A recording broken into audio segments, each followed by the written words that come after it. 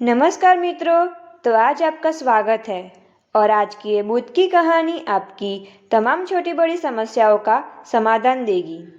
कहानी इस प्रकार की है कि जीवन का असली आनंद क्या है, तो आप उसे अंत तक सुने। एक किसान अपने गांव की परेशानियों से बहुत दुखी था।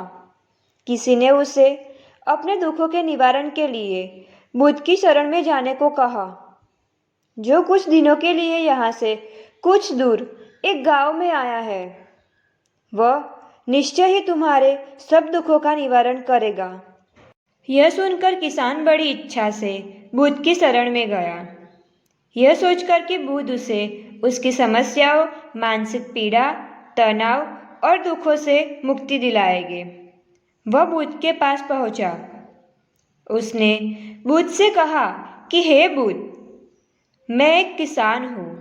मुझे खेती करना पसंद है, लेकिन बारिश कभी भी पर्याप्त नहीं होती और मेरी फसलें बर्बाद हो जाती है। पिछले साल मेरे पास खाना खाने के लिए कुछ भी नहीं था और इस साल भी अत्यधिक बारिश के कारण फसल को बहुत नुकसान पहुंचा है। मेरे पास खाने के लिए पर्याप्त भोजन नहीं है। किसान ने कहा, मैं शादीशुदा हूँ। मेरी पत्नी मेरा ख्याल रखती है। मैं उससे प्यार करता हूँ, लेकिन कभी कभी वह मुझे बहुत परेशान करती है और घर में बहुत कलेश हो जाता है, जिससे मुझे लगता है कि अच्छा होता अगर वह मेरी ज़िंदगी में नहीं आती। मेरे भी 2 बच्चे हैं। कभी कभी मेरे बच्चे भी मेरा अनादर करते हैं, मेरे निर्देशों का पालन नहीं करते। किसान लगातार बुद्ध को अपने दुखमय जीवन के बारे में ऐसी तमाम बातें बताता जा रहा है। बुद्ध उस दुखी किसान की समस्या को ध्यान से सुनते रहते हैं। अपनी जिंदगी की सारी परेशानियां बताने के बाद जब उन्हें राहत महसूस हुई तो वह चुप हो गए। अब उसके पास बताने के लिए कोई और समस्या नहीं बची थी। अब वह चुपचाप बैठकर बुद्ध की ओर देख रहा था और अपनी समस्या का समाधान पाने के लिए बुद्ध के उत्तर की प्रतीक्षा कर रहा था। लेकिन बुद्ध चुप थे। किसान ने फिर कहा, हे बुद्ध, मैं आपकी शरण में आया हूँ। कृपया मेरे जीवन की इन समस्याओं का समाधान करें। बुद्ध ने कहा, मैं तुम्हारी कोई मदद नहीं कर सकता। किसान आश्चर्यचकित होकर बोला, अरे, यह आप क्या कर रहे हैं? सब कहते हैं कि आप सबके दुख दूर करते हैं, तो क्या तुम मेरी समस्याओं का हल नहीं करोगे? इसीलिए कि मैं एक गरीब किसान हूँ। बुद्ध ने कहा, मुश्किलें हर किसी के जीवन में आती है। जीवन में दुख और परेशानियां आना स्वाभाविक है। व्यक्ति के जीवन में अक्सर उसके कर्मों के अनुसार परिस्थितियां बदलती रहती है, जिसे सुख, दुख, निराशा और क्रोध आता है। नए रिश्तों का बनना, पुराने रिश्तों का बिगड़ना, रिश्तों में मिठास और कड़वास, ये सब सामान्य है। यह जीवन का हिस्सा है और यह जीवन का चक्र है।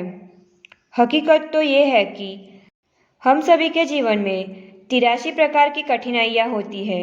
इन कठिनाइयों का समाधान आप और मैं नहीं कर सकते, कोई और भी नहीं कर सकता। जिंदगी और जिंदगी में बनने वाले रिश्ते स्थिर नहीं होते। एक दिन रिश्तेदार भी चले जाएंगे और जिंदगी भी खत्म हो जाएगी, लेकिन ये समस्याएं वैसे की वैसे ही रहेगी, जैसे आज आपकी जिंदगी में है और कल किसी और की जिंदगी में होगी। इस पर किसान अपना नियंत्रण खो देता है और क्रोधित हो जाता है और ऊंची आवाज में बुद्ध से कहता है कि हर कोई कहता है कि तुम्हें एक महात्मा, एक सिद्ध पुरुष, एक प्रबुद्ध व्यक्ति होना चाहिए। मैं इस विश्वास के साथ आया हूँ कि आप मेरी मदद करेंगे।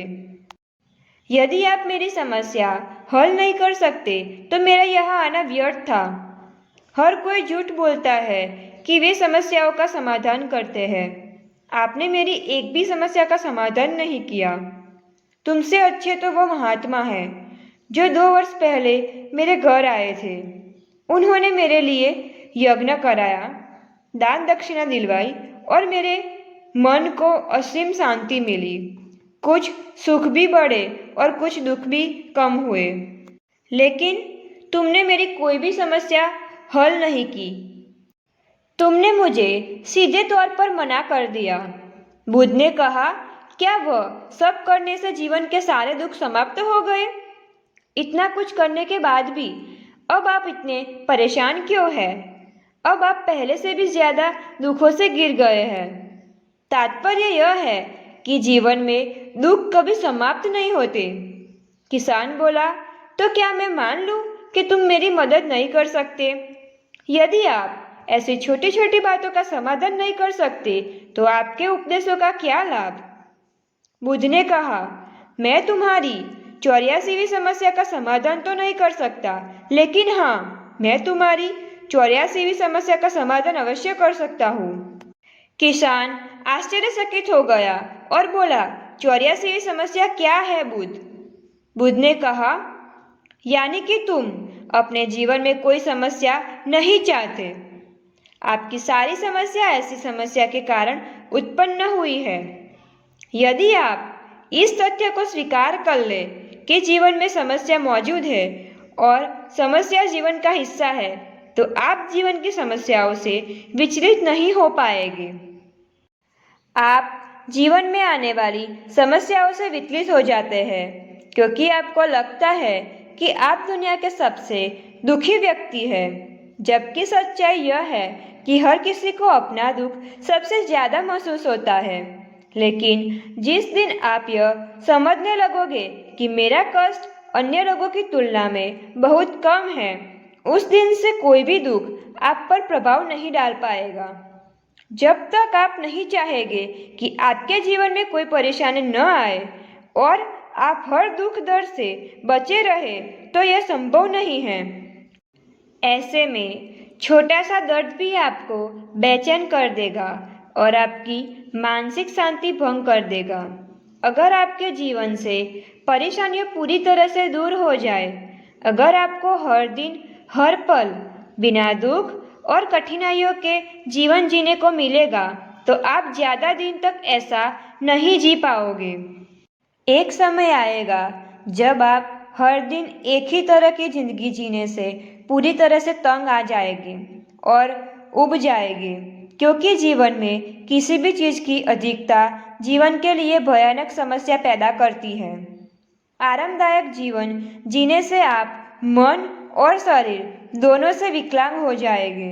तो ऐसे जीवन का क्या फायदा जो बाद में आपको नर्क जैसा जीवन जीने पर मजबूर कर दे। जिस तरह खाना खाने का असली आनंद तभी मिलता है जब बहुत भूख लगी हो, और पानी पीने का असली मजा तभी आता है जब बहुत प्यास लगती है, उसी तरह जीवन के तमाम दुखों और परेशानियों को झेलने के बाद भी खुशी का आनंद मिलता है। इसीलिए जीवन में सुख और दुख अलग अलग रूप में आते रहते हैं।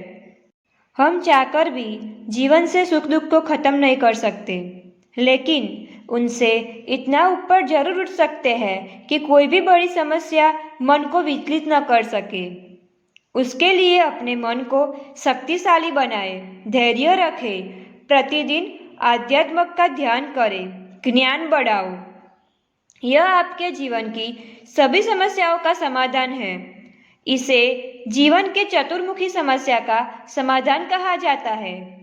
महात्मा बुद्ध का यह अद्भुत ज्ञान पाकर किसान संतुष्ट हो गया और उसका मन बिल्कुल हल्का हो गया।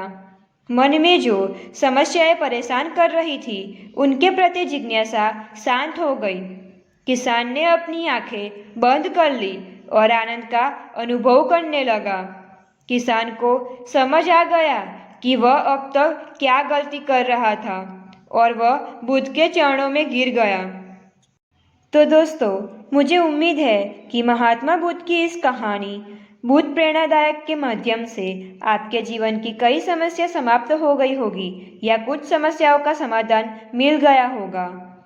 और ऐसे ही बुद्ध की ढेर सारी कहानियाँ सुनने के लिए हमारे चैनल को लाइक, शेयर और सब्सक्राइब कीजिए।